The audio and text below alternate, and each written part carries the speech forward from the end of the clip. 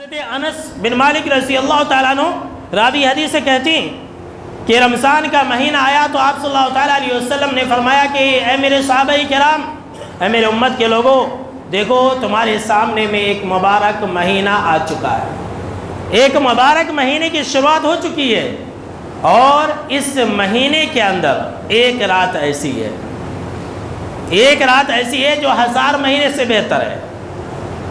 من حرمها فقد حرم الخیر کلو۔ جناب محمد عربی صلی اللہ تعالیٰ علیہ وسلم نے فرمایا کہ جو انسان اس رات سے محروم ہو گیا وہ انسان تمام بھلائیوں سے محروم ہو گیا۔ اللہ اکبر۔ فقد حرم الخیر کلو، وہ تمام بھلائیوں سے محروم ہو گیا، ہر طرح کی خیر اور بھلائی اور برکت سے وہ انسان محروم رہ گیا جو انسان شب قدر کی رات سے محروم ہو گیا۔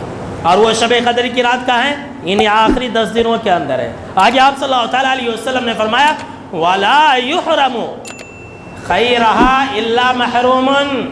اور اے لوگوں سن لو، یاد رکھ لینا، اس رات سے وہی محروم رہ سکتا ہے جو سب سے بڑا بدنصیب ہو، جو سب سے بڑا بدبخت ہو، جو سب سے گیا گزرا ہو، جو انسان جہنم کے لیے پیدا کیا گیا ہو، وہی انسان اس رات سے محروم رہ سکتا ہے۔ اللہ کی پناہ۔ جو انسان اس رات سے محروم ہو گیا، ہر بھلائی سے محروم، لیکن اس رات سے کون محروم ہو سکتا ہے؟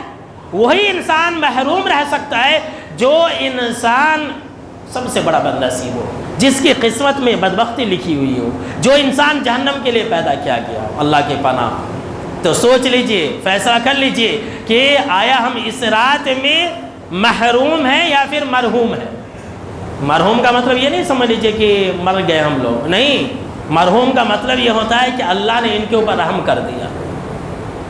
لوگ جو ہے مردوں کو بولتے ہیں مرحوم، وہ غلط ہے، پتہ نہیں اللہ نے ان کے اوپر رحم کیا یا نہیں کیا، ہم کیسے کہہ سکتے۔ مرحوم نہیں کرنا چاہیے مردوں کو، رحمت اللہ علیہ کہنا چاہیے، دعا دینی چاہیے کہ اللہ ان کے اوپر رحم کرے۔ اور مرحوم کا مطلب ہوتا ہے کہ اللہ نے رحم کر دیا۔ یہ کس کو معلوم ہے کہ اللہ نے اس کے اوپر رحم کر دیا؟